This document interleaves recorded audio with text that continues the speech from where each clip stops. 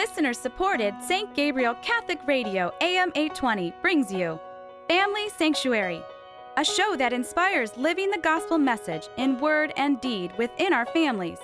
And now, Family Sanctuary with host Peggy Hartshorn.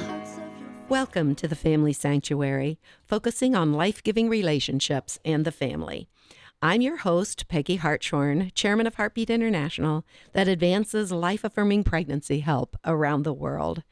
And today, our program is called Navigating Through Adverse Prenatal Diagnoses. And that sounds a little bit technical. But what we're going to be talking about is something that's been in the news recently, this spring in 2024, because of the differences now in state laws regarding abortion. There's been a few cases, and one particularly that made the news, of a Texas woman who traveled to another state to have an abortion because she had a diagnosis, her baby had a diagnosis during the mother's pregnancy of trisomy 18, which is called, that would be called a prenatal diagnosis by the medical community. They don't bother to say adverse prenatal diagnosis. And that says something about the reaction of the medical community when that kind of a diagnosis occurs. Their response is, of course, we refer this family to abortion. It's an immediate response of the medical community. So we're here to talk about today, are there other responses to that kind of news that a pregnant woman may receive, a couple may receive, that your baby has some kind of an abnormality? We've diagnosed it in the womb, and that could be something from Down syndrome, trisomy 18, actually, there are many different kinds of prenatal diagnoses. And our guest today, Andrea Trudden. Welcome, Andrea. Hi, Peggy. Thanks for having me. Thanks for saying yes. Andrea and her husband actually have their own story of an adverse prenatal diagnosis with Andrea's first pregnancy. And let me tell you the good news, she's got a beautiful daughter as a result of that pregnancy. And they made it through an adverse prenatal diagnosis, probably, and mainly I would say, Andrea, because you have that pro-life heart. You've had it probably ever since you were growing up, and you work for Heartbeat International. Andrea is now the Vice President of Communications for Heartbeat International. So you knew there were positive alternatives. So unfortunately, many people don't know that. So we're here today to talk about navigating through an adverse prenatal diagnosis. Andrea and her husband are members of St. Paul's Parish, and Andrea's been working for Heartbeat International. How many years, Andrea? Oh, wow. It's 20 years now, but my goodness. I claimed that I had a blip because I stayed home for 5 years, but then came back. So Right. I walked away for a little bit, but I've been with Heartbeat since 2004. That is amazing. And I remember when you were hired. So, yes, and you have 3 beautiful children, and I'm glad you had that respite where you could stay home with your babies at that point. But let's talk more, Andrea, today about navigating through adverse prenatal diagnoses.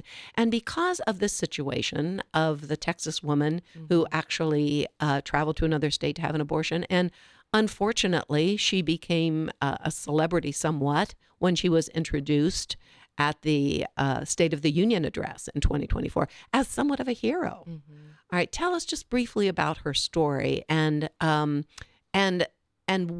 why she went to another state to have an abortion. And we don't know whether she was ever given any alternatives to that. But tell us just briefly that story, Andrea. Yeah, absolutely. And I want to start with you hinted at, there's such a variety of situations that qualify as a prenatal diagnosis. Right. It can be anything from Down syndrome or a heart defect or something that can be repaired upon birth, or something that it's probably the child won't live long after birth. There is such a huge spectrum of situations that we do need to be compassionate about, because at that moment, no matter who you are, where you are, when you get that negative news, it's so important as to how you are told that, and the support and care that you are given in that moment, because it's such a Right. delicate time, because that sets your trajectory as to how to go. Absolutely. So in this case, this is the story of Kate Cox, who, as you mentioned, she was celebrated at the State of the Union, partially, and it's so sad to me, based partially on a lie. She received a prenatal diagnosis of trisomy 18 with her child, who wasn't her first child. And with genetic testing and everything, we now know that we can find out these situations early on to set that pathway.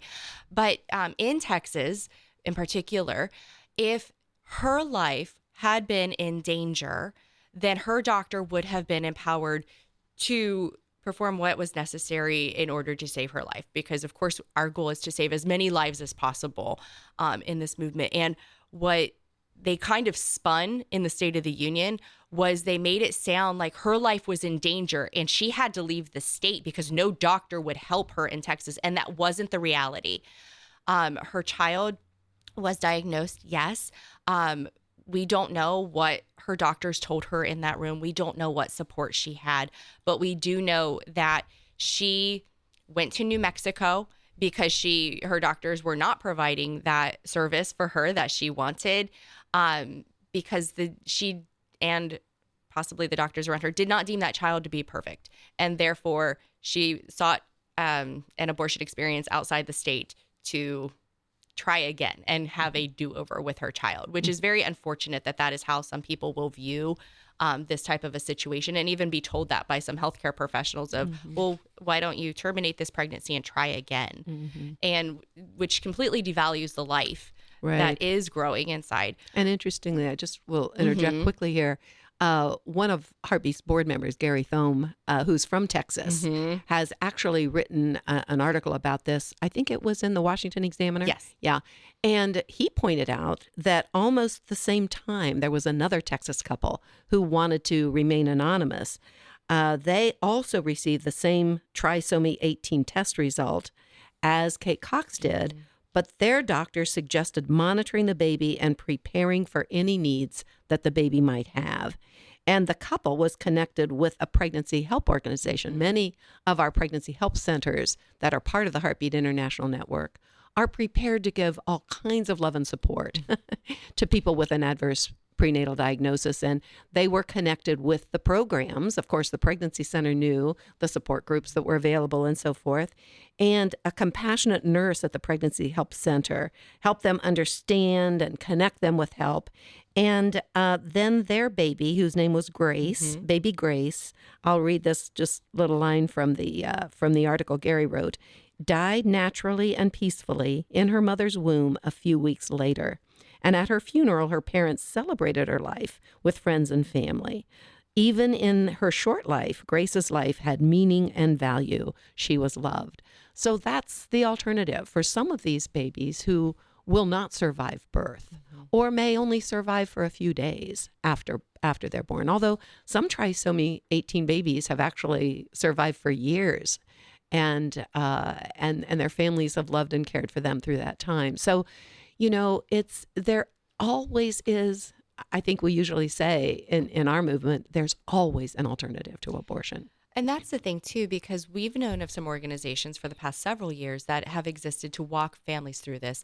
There are perinatal hospices that are available because this is nothing new in our world. Unfortunately, some children are born with medical malformations or issues that may not even be detected until birth or may be detected early on. And then it is so important to really have somebody supporting you and encouraging you through along the journey. As you mentioned, baby Grace, her life had value and her family saw that. And so they were monitoring. And I don't want to insinuate that Kate Cox in her situation that they didn't see the value. I do just want to say that I think come in a world right now where we look for quick fixes on things, and this mindset of must be perfect. Everything has to be perfect, and you are in full control of every detail. Or need to be. You should be. Right. That gets down a spiral that is very negative. I go back to Iceland a couple years ago, touted the fact that they had a 0% Down syndrome birth rate. Well, the reason they had that 0% Down syndrome rate was because anybody who was diagnosed with Down syndrome was aborted. And we know the New York Times, there have been multiple studies that show that not all prenatal tests are accurate. And therefore, how many healthy, thriving children have been sacrificed in this ideal for perfection and perfect children, and to be in complete control of every aspect of this. And I find that this becomes a very slippery slope because of the fact that in our desire to use science to find out the gender of the child and all the elements to be prepared, we're also then twisting it in a way of, oh, well, you know what? It's a boy, not a girl. And I really wanted a girl. Right. And so we start to see this in very negative ways, or it can go down that road very quickly.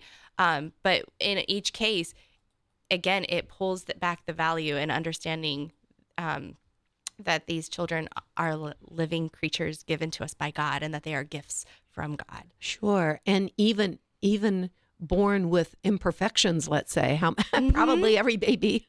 I just found out, by the way, that I had a congenital defect in my aortic valve that I never knew about until just last year when I had to have that valve replaced. It was a congenital defect I was born with. I had no idea until many, many decades later. So I wonder how many of those defects can be even detected now. It's a scary thought. And it is amazing to see the science. It's so good. I mean, so when my husband and I, when we received our daughter's prenatal diagnosis, that was 16 years ago. And to see how far science has come since then is amazing. Sure. So knowing that there are ways that we can detect these things, repair them, and do everything possible to give our children the most loving time here on earth and in our presence, and just to be together as family. It really is so beautiful. Sure. And to make the judgment that I want a perfect child and therefore I will abort if the child is not perfect is even from a secular perspective. There was a mention in our article that we mentioned in the from our board member Gary Thome that 1 in 33 babies is born with a medical problem or disability today. And even the secular Americans, the Americans with Disability Act affirms that people with disabilities have equal value and dignity to be as able-bodied people. So even our secular law, Americans with a Disability Act, recognizes that. And it's a scary thing to realize that medical science is at the point, and we're not going to be talking today about in vitro fertilization, but in that case of in vitro fertilization, where babies are conceived outside the womb, even now they are testing them for fetal abnormalities and only implanting perfect babies. Right. They can test for male, female, of course, if you want a girl, if you want a boy. But any child with a disability that they can detect at that point would not be implanted. So we already have the technology. It's such a scary thought, Andrea. And how many people with disabilities are in our own lives and our families' lives, and what value, what great gifts they are to all of us. That's what I was going to say too. It's the fact that we all know somebody who has Down syndrome or who has challenges that they've overcome, and what inspiration they actually are in our lives and how joy-filled they are. I know, Peggy, our friends Derek and Julie Tennant. And Julie has Down syndrome, and she goes around the world sharing her story and telling everybody how much she loves her life. They actually refer to it as the love chromosome because she is so full of joy. Right. She is. I've heard her speak. She's such a sweetie, and they are hilarious. They do. They have their own little setup. This is her brother she's going with. Derek and Julie. They work together, and she embraces her life. She's so happy. She's in, I think, her early 40s, and she has had such an adventurous life, and they make the most out of it. Sure. And everybody says, everybody loves Julie. She's such a joy. And so to know that people are, because they don't deem them as worthy or perfect, or the doctors don't, they're robbing the world of this joyful human being. Right. And we're going to talk in a minute about your personal story. But first, I want to reintroduce our guest, who's Andrea Trudden. She's the Vice President of Communications for Heartbeat International. She and her husband are members of St. Paul's Parish. They have 3 beautiful children. And we're talking today about adverse prenatal diagnosis, the sad fact that when many people, and in fact, I would bet the majority of people today have an adverse prenatal diagnosis, that something is not perfect about the baby they are carrying, the medical community and they themselves will be automatically jumping to the alternative of abortion. So we want to hear Andrea's story, and also I want to talk about in this second segment the great resource that's available now. I'll mention the website, it's not adverse, I'm sorry. I say adverse prenatal diagnosis. The website and the general term used is prenatal diagnosis, prenatadiagnosis.org. Brand new website that brings together all the resources that we know of that can help families at this point when they get this kind of diagnosis, which is often just devastating to them. And so, Andrea, let's start, though, with your story. So tell us about your adverse prenatal diagnosis with your first child. Yeah, so it actually takes us back to March 6th, 2008. And that was the day of my 20-week ultrasound, where we got up early. My husband and I went in. It was our first child. And we saw the screen and were able to watch the baby move and see the heart beating and hear the heartbeat. And we noticed that our doctor was quiet, but this was our first child. And it was early morning. So I remember thinking he may not be a morning person. He wasn't as happy as you were. And so we're watching everything. And then he points to the heart on the screen. And he says, right here is her heart. And then right next to it was her stomach. And so me and my naivety, I'm like, okay, maybe it'll move down later. But then he starts walking us through. Our daughter had a hole in her diaphragm. She had a congenital diaphragmatic hernia, and that hole allowed, in total, her stomach, her spleen, her small intestine, and her liver to come up into her chest cavity, which shifted her heart over and hindered the growth of her lungs. So we hear this, and again, processing all the things. And I remember him telling us it's okay to cry because it was so new. We had no clue what we were dealing with. It would be through a series of appointments and research discussions that we then learned what our risks were, how to navigate it, and everything. Our doctor, God love him, he thankfully knew that I worked at Heartbeat International, and he is a very pro-life doctor as well. And he automatically put us on a very positive trajectory. He said, okay, this is going to be hard, but I'm getting you into a fetal specialist today. We're going to do essentially a deeper dive to see what all we're working with. And so he made his office made all the appointments to get us set up. And through that, we had a 3D ultrasound where that day we were able to see what a fighter she was, because they had to do a lovely test where a needle was stuck in through my belly button, and which is a very odd feeling. And so we had to we were watching her on the screen, and she kept going for it. She was very curious. And so our doctor was trying to poke my belly to get her to move, and she punched at him. So he said, well, she's a fighter. Good. And, yes. And everybody kept saying that for better or for worse, young girls are stronger fighters at birth when they are facing an adverse prenatal diagnosis. They actually... Don't quote me for this. I heard it from multiple people at Children's. It's called wimpy white boy syndrome. Oh, dear.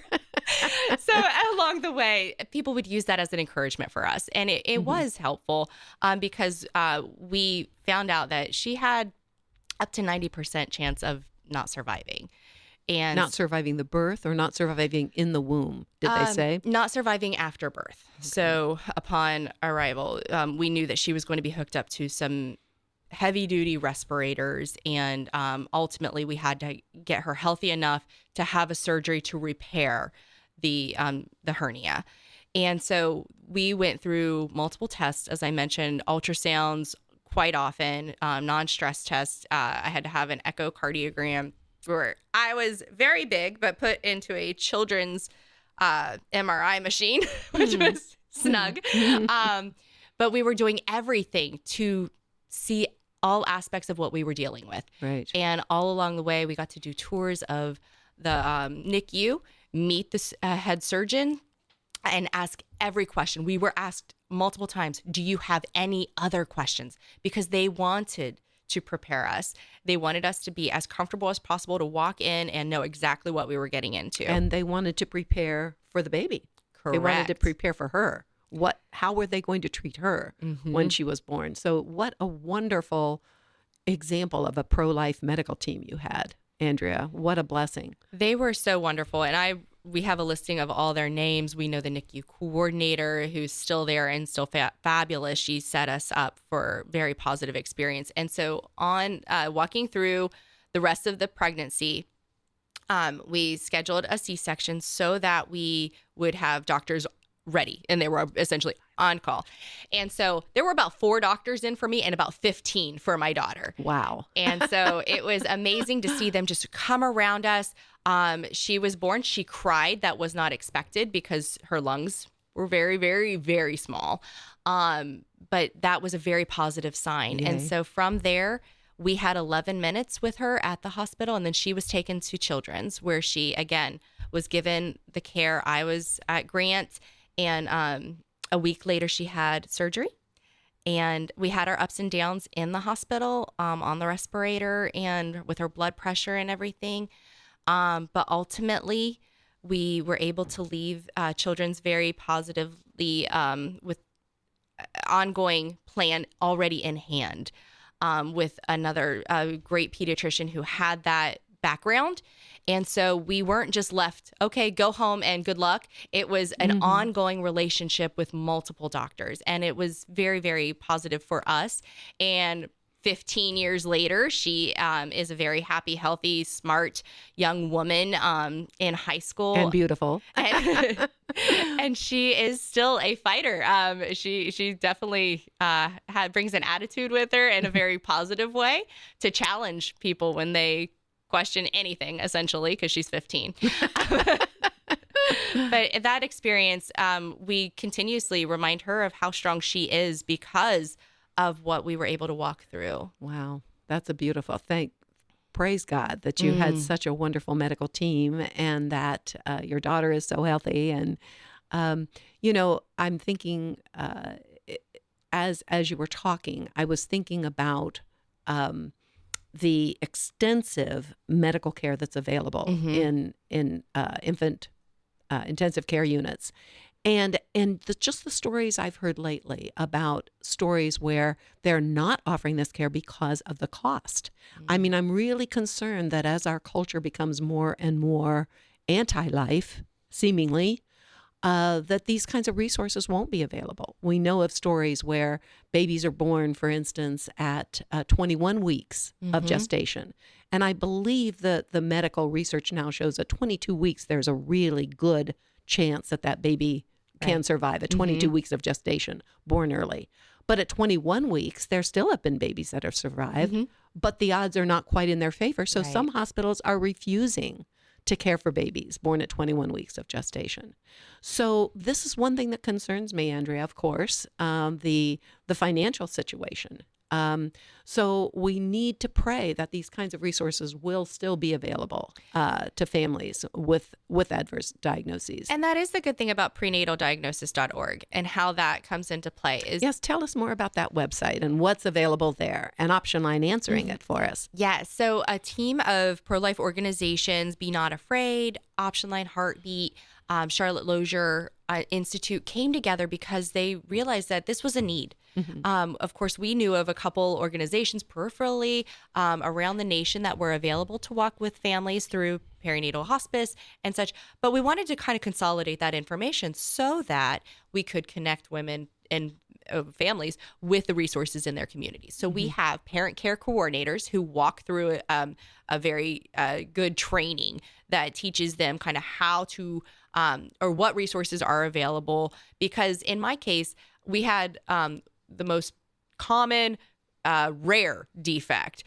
There are support groups that walk alongside those. And so the parent care coordinators have this information at prenatalddiagnosis.org so that when a family receives this diagnosis, any prenatal diagnosis, they find those local support centers, they find those local doctors and make that a support system around that family, no matter where they are in the nation. Wow, that's phenomenal. And Heartbeat's Option Line, which is optionline.org, 1-800-712-HELP, answers calls not just for pregnant women who think they may be seeking an abortion and who are desperate, but for several other pro-life support agencies. So we're just thrilled that 24/7, 365, they're available with parent care coordinators. It's just such a beautiful thing when you realize how many people are so desperate when they hear and they don't know where to turn. And sometimes the medical community is just pushing them, as we said, down one path. So, Andrea, thank you so much for coming in and sharing your story and the great news of it's the website again. Please tell us the website again. Yeah, for parents who receive an adverse prenatal diagnosis, the website is prenatalddiagnosis.org. Wonderful. And God is lifting up an army of pro-life warriors and people who love and support and were walking with anyone in need with a difficult pregnancy. So thank you again for being with us, Andrea, and for telling your story. And you have been listening to The Family Sanctuary on St. Gabriel Radio. I'm your host, Peggy Hartshorn. To find this program again and other programs from Family Sanctuary, go to stgabrielradio.com, choose podcasts, and then The Family Sanctuary. Our program's broadcast at 4 o'clock on Saturdays and 2 o'clock on Sundays, right here on St. Gabriel Catholic Radio. So join us again to strengthen our families and make them sanctuaries of life as God intends. Family Sanctuary is a production of listener-supported St. Gabriel Catholic Radio, AM 820. Archives of Family Sanctuary with Peggy Hartshorn are available at stgabrielradio.com.